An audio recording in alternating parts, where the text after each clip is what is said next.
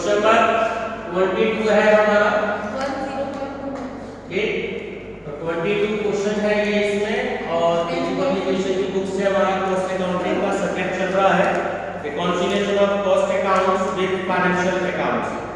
तो इसमें ये जो 22 क्वेश्चन है आपका, ये इंपॉर्टेंट इसलिए है क्योंकि इसमें आपको क्लोजिंग स्टॉक की वैल्यू का आपको इसमें पता लगाना है। तो हेडिंग है when closing stock is to be value, ठीक।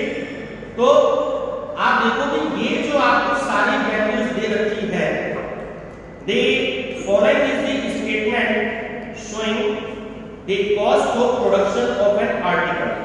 ये जो इन्होंने आपको रेट दे रखे हैं, ये सारे पर यूनिट के रेट दे रखे हैं। जैसे हमने जो कल क्वेश्चन किया था, पर यूनिट हमने डिवाइड करके कैलकुलेट करी थी, लेकिन यहाँ पर हमें यूनिट के रेट दे रखे हैं। तो जो रुपीस की वैल्यू है ये हम खुद से कैलकुलेट करेंगे, ठीक है।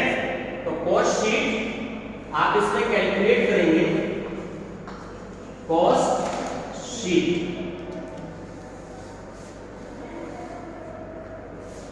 तो ध्यान रखना, ऐसे क्वेश्चन में कई बच्चे क्या करते हैं कि कैलकुलेशन में ये लाइन आ रही है, ठीक है। तो अमाउंट की वैल्यू में प्राची जैसे स्टूडेंट जो गलती कर देते हैं कैलकुलेशन में, तो गलती नहीं होनी चाहिए, ये तो न्यूमेरिकल सब गलत है, ठीक है। देखो सबसे पहले क्या दिया है इसमें आपको, मटेरियल इज 180, ठीक है। पहले आप स्टडी करते हैं, 20,000 units were manufactured out of which 18,000 were sold at the rate of ₹600। अब ध्यान देना, मैंने पहले भी बताया था, मैं एक बार फिर से बता देता हूं कि बच्चे कंफ्यूज हो जाते हैं कि हम आउटपुट कौन सी लें। आउटपुट हमेशा वो होती है जितने का प्रोडक्शन होता है, ठीक है, जितने का प्रोडक्शन होता है। प्रोडक्शन कितने का हो रहा है, वो 20,000 यूनिट्स का हो रहा है, ठीक। तो आप जब भी मल्टीप्लाई करेंगे तो 20,000 से करेंगे, 18,000 से नहीं करेंगे, क्योंकि 80,000 यूनिट जब हमारी सेल हुई, तो जब हम सेल्स की वैल्यू कैलकुलेट करेंगे तब हम उससे मल्टीप्लाई करेंगे। चलिए, पहला आपको रखा है इसमें मटेरियल, ये मटेरियल्स की वैल्यू आप कैलकुलेट करेंगे, कितनी है, 180 है, मल्टीप्लाई कर दीजिए, 80 या 36 लेगा आपकी वैल्यू वाली। नेक्स्ट देखो क्या किया है, वेजेस बताओ कितना है आपने, 170 है 170 मल्टीप्लाई कर ली, 72 या 34। अब यहाँ टोटल में प्राची जी गलती ना हो जाए, क्योंकि कल क्वेश्चन में गलती हो गई थी थोड़ी सी, तो इसलिए सारे लोग कैलकुलेट करके चले उसे। इसका हमने टोटल कर लिया 350, इसका 0 0 0 0 0 6 और 4 10 और 3 और 3 6, यानी कि 70 लाख की वैल्यू वाली, ठीक।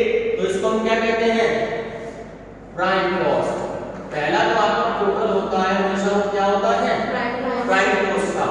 अब सेकंड देखो, अब हम आगे कैलकुलेट करेंगे वर्क्स ओवरहेड। देखो कितने रुपए दे रखे हैं, 350 वर्क्स ओवरहेड। तो 350 यहां दिए हैं, मल्टीप्लाई करते हैं 20,000 से, यानी कि 35 दूनी 70 लाख की वैल्यू फिर आ गई। तो इधर हो गया हमारा 1,40,00,000, ठीक है। सर वर्क्स ओवरहेड 100 है, 100 तो प्राइम कॉस्ट, अच्छा सॉरी, ठीक है। तो थोड़ा सा ध्यान रखना सभी लोग, ऐसे मत करो, यही तो मैं कह रहा हूँ मिस्टेक हो जाती है क्वेश्चन में। तो इन्होंने जो टोटल दिया था आपको वो 350 प्राइम कॉस्ट का दिया था, ठीक है। तो अगर आपकी 100 मल्टीप्लाई कर दीजिए तो कितना आ गया, 20 है। यहां तक क्लियर हो गया। अब इसका और इसका टोटल कर दीजिए 90 लाख, तो टोटल ये कितना हो गया 450। इस टोटल को पाएंगे हम क्या कहते हैं, प्राइम कॉस्ट के बाद में टोटल को वर्क्स कॉस्ट, ठीक है। चलिए नेक्स्ट क्या है आपका, ऑफिस ओवरहेड दे रखा है, देखो कितने रुपए दे रखे हैं,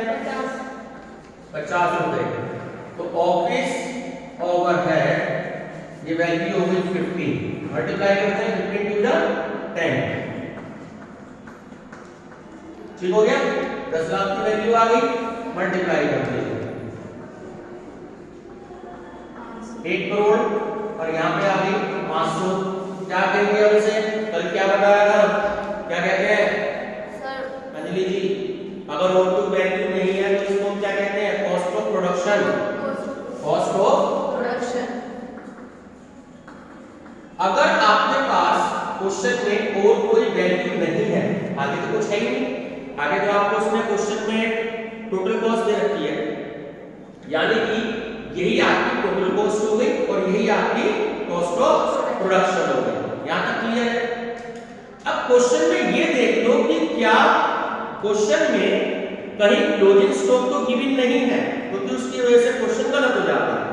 अब अगर आप ध्यान से देखो तो क्लोजिंग स्टॉक की वैल्यू आपको दिया है, तो फिर अब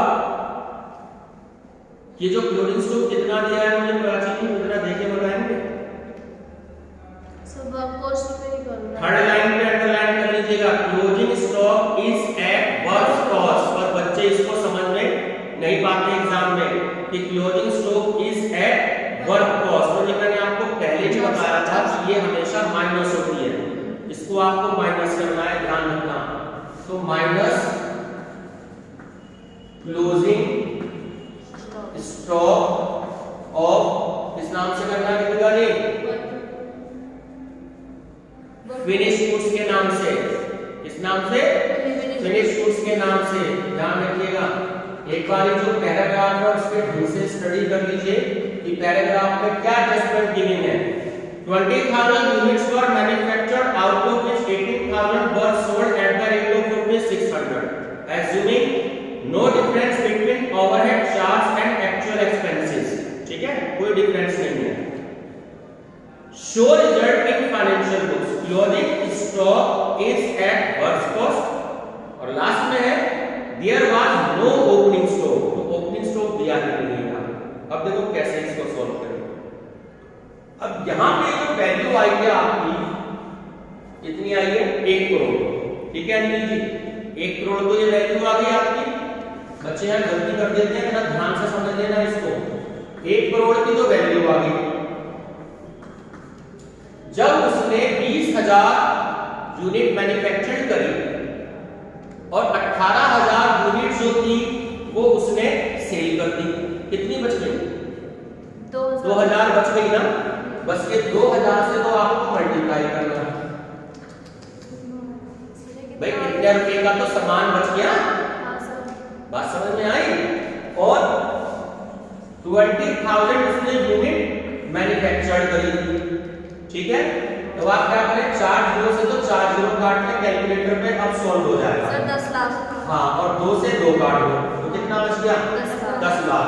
अब ये जो 10 लाख है इसको यहाँ पर आप माइनस कर दो, ये वैल्यू कितनी आ गई? 90 लाख। ठीक है, यहाँ बच्चे गलती कर जाते हैं, इसको ध्यान रखना है आपको। ठीक, अब इस वैल्यू को हम क्या करेंगे? अब हम देखो ये वैल्यू इसके बाद आएगी। अगर वैल्यू कॉस्ट ऑफ प्रोडक्शन के बाद माइनस करके वैल्यू आ जाती है तो उसे कहते हैं कॉस्ट ऑफ गुड्स सोल्ड। क्या कहते हैं? Cost of goods sold. अगर फिनिश्ड गुड्स की वैल्यू है तो इस वैल्यू को हम कहेंगे कॉस्ट ऑफ, ये वाली बात क्लियर होगी। अब एक लाइन छोड़ के आपको सेल्स दिया है, देखो ये कैसे दिया है। सेल्स का मतलब कि 18,000 यूनिट है, ठीक है, और 600 रुपए उसने क्वेश्चन में आपको रेट दे रखा है, कर दो मल्टीप्लाई, बताओ क्या वैल्यू है? 18,000 की 600 से 18,000 यूनिट सेल करी ना, तो क्वेश्चन में देखो आपको रेट कितना दे रखा है? 600 रुपए। बोलो 108 ठीक है, 10 करोड़ 80,000 यही आ रहा है। 10 करोड़ 1 2 3 4, तो 10 करोड़ 80,000 की वैल्यू बताओ। जीरो कितनी आ रही है? 108, और आगे जीरो कितनी आ रही है? सही है, 1 2 3 4 5। ठीक है। ये है 10 करोड़ 8 लाख। हैं?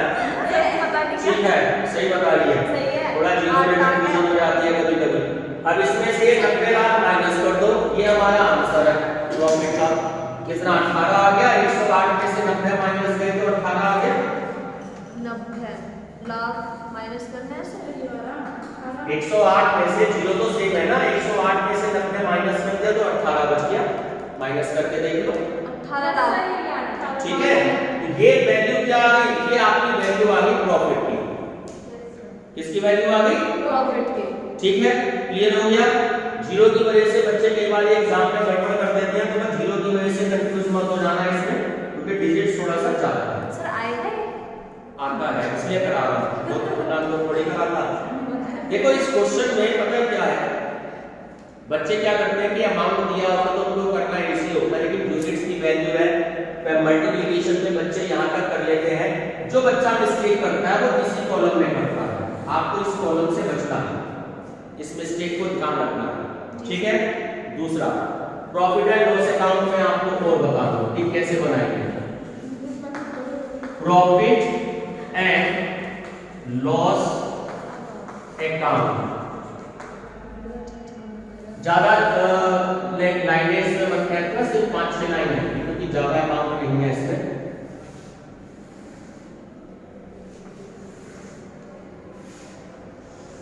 चलो यहां तक जो है हमारा क्वेश्चन हो जाएगा। देखो क्या क्या वैल्यू आपके पास में दी है क्वेश्चन में। सबसे पहले हम क्या लेते हैं, मैं एक लाइन बता दूंगा आपको क्वेश्चन में कि उसने एक लाइन बोली है, उसको अंडरलाइन कर लीजिएगा।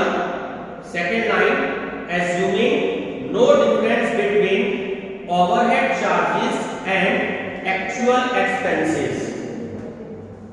बोलिए, overhead charges and actual expenses. आप जब क्वेश्चन करते थे और तो उसमें एक्चुअल एक्सपेंसेस जो फाइनेंशियल के हैं वो अलग दिए होते थे, इसके ऑफिस ओवरहेड के और वर्क्स ओवरहेड दिए होते थे ना, लेकिन इसमें कह रहा है वो नहीं है। ठीक, अब देखो क्या है, टू मटेरियल देखो कितना है, टू मटेरियल कितना है 3,60,000। ठीक, उसके बाद टू वेजेस कितना है, अरे बोलते रहो भाई। सर 34 लाख। 34 लाख। जी सर। ठीक है, रितिका कुछ खा के नहीं आई क्या? लगता है ऐसे ही रह रहा है। तो बोलते हो हैं, आगे बोलो।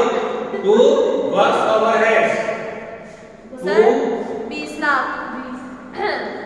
ओवरहेड को हम शॉर्ट में इस तरीके से भी लिख देते हैं, ओके सर। बट एग्जाम में मत लिखिएगा, ठीक है।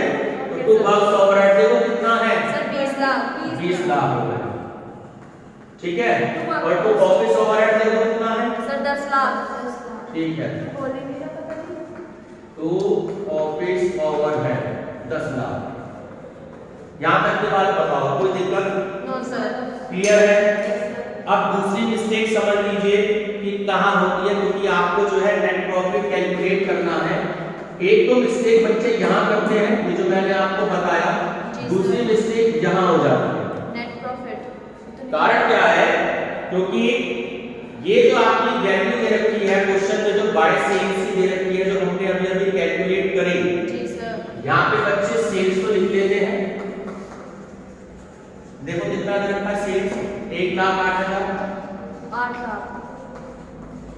सर एक और जीरो आएगी। हाँ ठीक है, 10 करोड़ 80 लाख, यहां तक बच्चे लिख लेते हैं। जी सर। ठीक है, 10 करोड़ 80 लाख। अब मिस्टेक क्या होती है बताएंगे रितिका जी, कोई वैल्यू आनी है?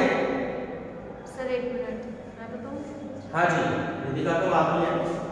Sir closing stock of finished goods केवल closing stock, sir finished goods का है ना, मतलब फिनिश्ड। केवल closing stock. Okay sir.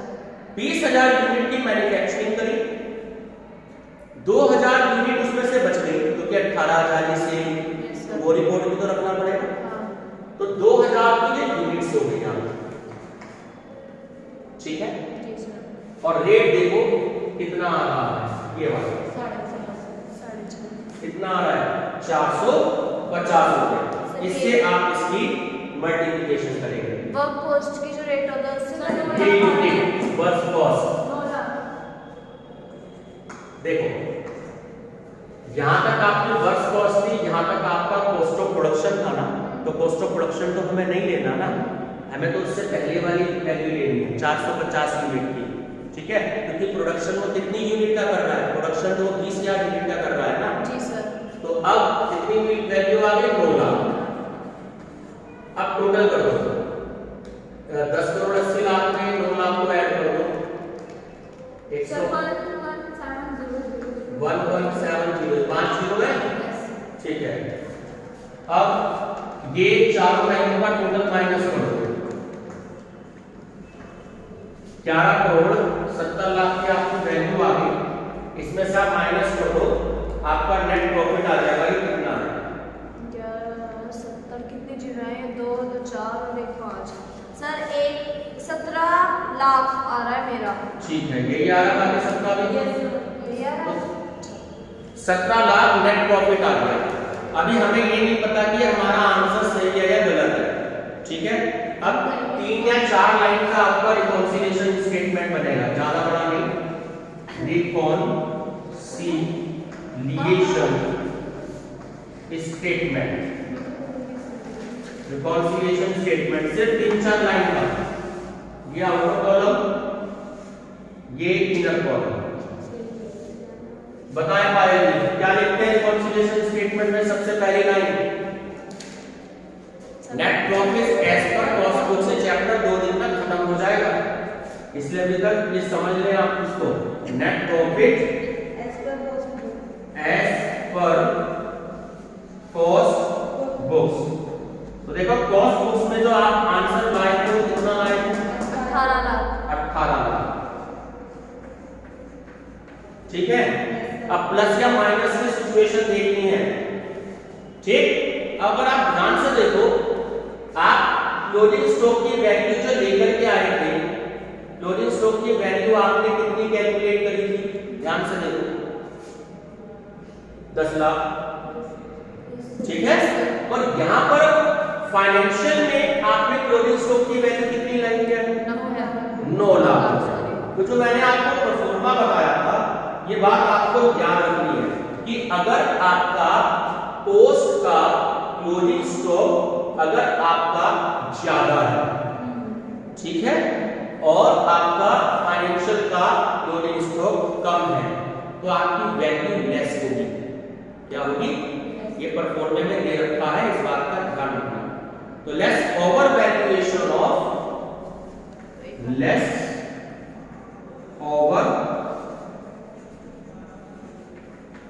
Valuation of इसका क्लोजिंग स्टॉक का, closing stock in cost books.